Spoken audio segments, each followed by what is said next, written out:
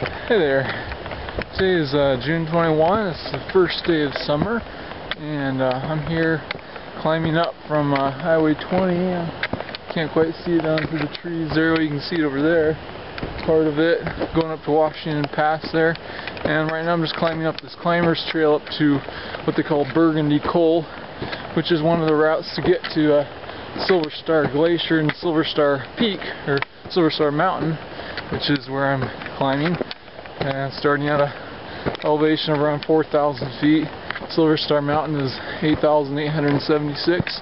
So today's going to be a good climb. And I was expecting quite a bit more snow, so I talked to some climbers and they said probably wouldn't need snowshoes, and they're going to be up there climbing up on a actual rock climbing area up on a different ridge. And so yeah, I'm just going up to the glacier, and I guess hopefully the snow will be pretty good condition so I can just cross the glacier pretty easily to get up to Silver Star Peak. I'm wearing the climber's helmet because that's what they recommend for when you're traversing up a steep glacier with everything.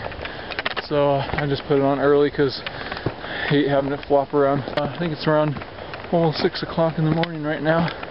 I got up at 3:45 after sleeping in the car up at the Washington Pass overlook. That's what the other climbers did too in their truck. Anyway, should be a real nice day. It's supposed to get up to like 80 degrees at the lower elevations, but up on the glacier it's supposed to be like at least 55 degrees, so the sunshine should be pretty good. Well, as you can see now, I've gained quite a bit of elevation from the highway. I'm about 6,400 feet now, so I've gone up a little over 2,000 feet, and you can see I'm going up a snow slope here. It's kind of hard packed snow.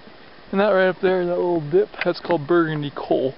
That's the dip between there. That's where the climbers go over to get to the other side where Silver Star Glacier is. So, yeah, it's a pretty beautiful day. Still a little chilly though. Wow, this has been quite an experience. I was told that this time of season, and also in Fred Becky's book, he's the expert of the North Cascades, normally you don't need crampons going up these slopes because the snow is usually soft this time of year. And well, the problem is, this is not soft snow at all. See this here? This little area from that rock over to here, I had to cross that. I'm still climbing up to Burgundy Coal, and just getting across that took me over half an hour because I had to chip out each step with the ice axe because this snow is solid, hard frozen snow. And so yeah, it took a long time to chip out each step with the ice axe and carefully work my way over here so I don't slide down the slope, which is probably about a, I don't know, 55, 60 degree slope maybe. So yeah, sure wish I had brought my crampons, so yeah.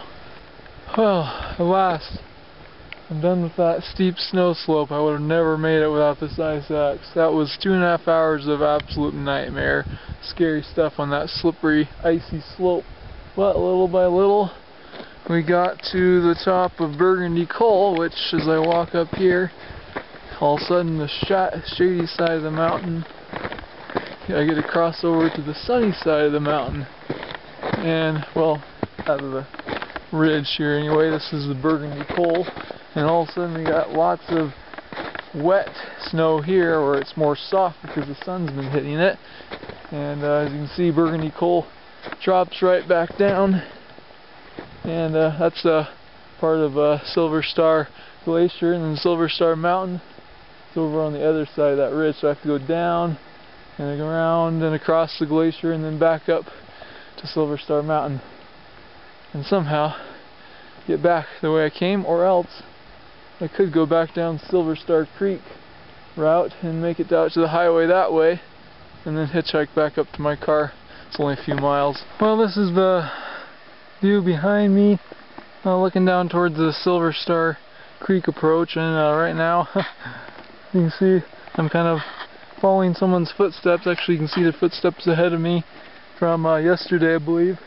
And yeah, this is the correct route from Burgundy Coal, is just to traipse right across here, just kind of chipping in your footsteps as you go and using your ice axe for support on one side, and of course to use for self-arrest in case you go sliding down the slope, which, as you can see from there, somebody started to slide with 1 foot at least, and they caught themselves. So yeah, it's nice soft snow, so it's not hard to chip in the footsteps here as we go along, and so I just got to keep following around and up until we get over to where Silver Star Peak is, which you can't see from here. So yeah, it's pretty slow going.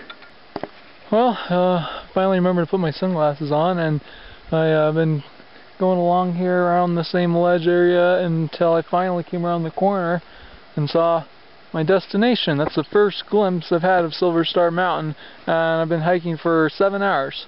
Ever since 5:15 this morning or something like that. So yeah, 7 hours, and I finally get my first glimpse of the destination. So you can see there's a lot of footprints and some ski trails of people that have been up there recently. So I just got to keep climbing the steep snow and then up the side of the mountain there. Alright, well, I just came up from that steep hill over into the col. This is what they call a col. It's a little dip in between 2 points, and so this is where I'm headed here. That's the east peak of Silver Star Mountain, and over here is the west peak of Silver Star Mountain, and the east peak is taller, so that's the one that most people go to. And you can see over the other side, just beautiful out there. I think that's Glacier Peak way out there probably. And yeah, just amazing. So a little more ways to go. Well, I am on the summit here, and you can see the view. Just amazing. Oh yeah, I was going to show down there. I don't know if you can see the Highway 20. That right there is where my car is parked, except you can't see because it's right behind that rock there. So yeah, that's where you can't see Silver Star from my car. But there's a Glacier Peak again, I think, and then over there is Mount Baker. I'm standing. This is the actual summit rock. So I touched the top of the summit rock, but it's like a knife edge and very, very unsafe the way I'm standing here. And next, I'm not going to climb on top of that because it is just like super precarious up here. And yeah, it was a little tricky getting up to the actual summit block.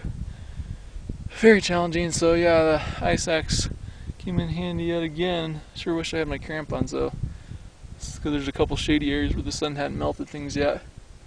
But man, this 360-degree view, just amazing. All the Cascades.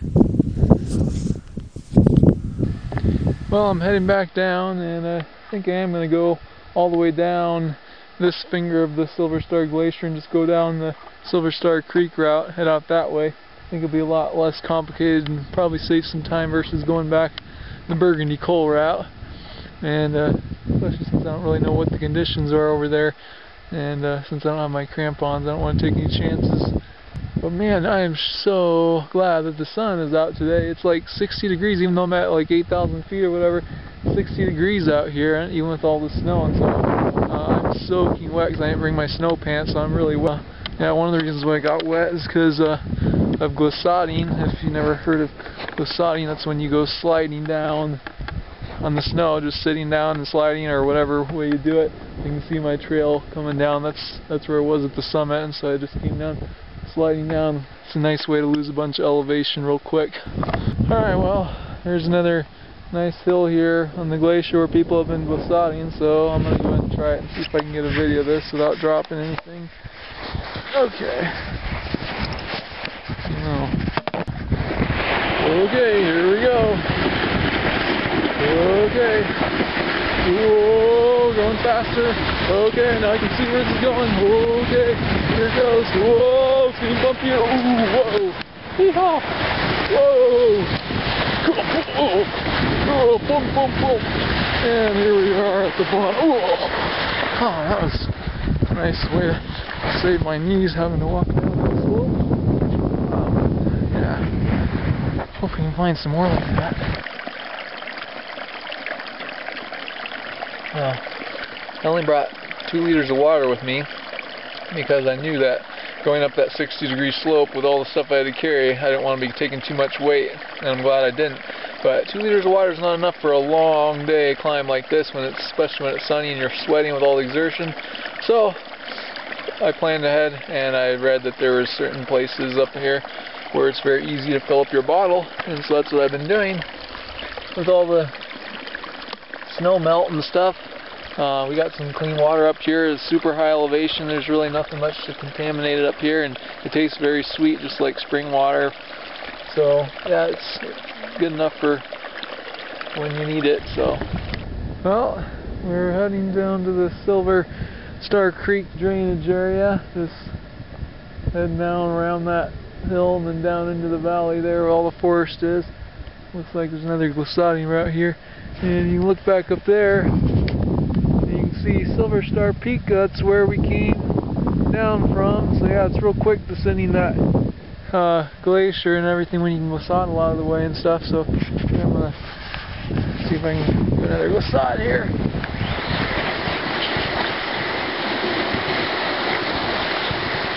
This one's not as steep.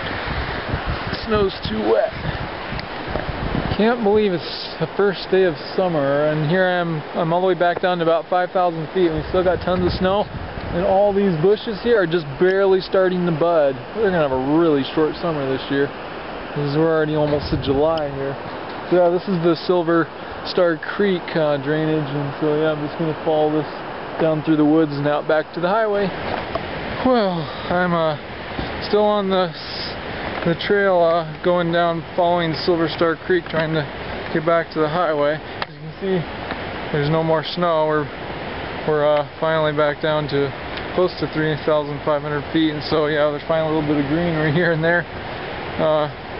But yeah, this trail just seems to go on and on and on forever. According to the map, it should only be about 3 miles in the forest or something like that, or maybe less, but yeah, it's because it doesn't go straight. The trail meanders all over the place, and then actually I lost the trail because it was completely buried in snow. Like up at 5,000 feet, there's all that snow everywhere. Well, when I got into the forest, there was snow like 5-6 feet deep in between the trees, and so you're like walking on this little crest of snow in between the trees, trying not to slide off into the trees, you know, where there's no snow around the tree and stuff. And so I was just meandering through and then climbing over fallen trees and all that stuff, and coming all the way down here, and finally found the actual trail down here where there's no snow, but there's still a lot of fallen trees everywhere. So it's been kind of slow, but I think we're finally probably getting close. I think it seems like this trail is a lot longer than the Burgundy Cold Trail, and definitely loses more elevation. So, well, asphalt never looked so good, but now I've got to hitch a ride. And so far, I haven't seen a single car yet. Not much traffic on Highway 20 this evening.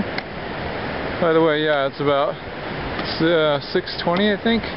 So yeah, I was hiking for 13 hours and 5 minutes, minus lunch and stuff. So one thing, my feet are soaking wet, and they were freezing when they were up on the glacier because of the snow that got in, I guess, or whatever. But now there's just squish, squish, squish, and it's warm water, so I feel great. And so yeah, it's only about, I don't know, 5, 6, 7 miles or so to my car, so maybe I'll get a few more miles of walking before somebody comes by.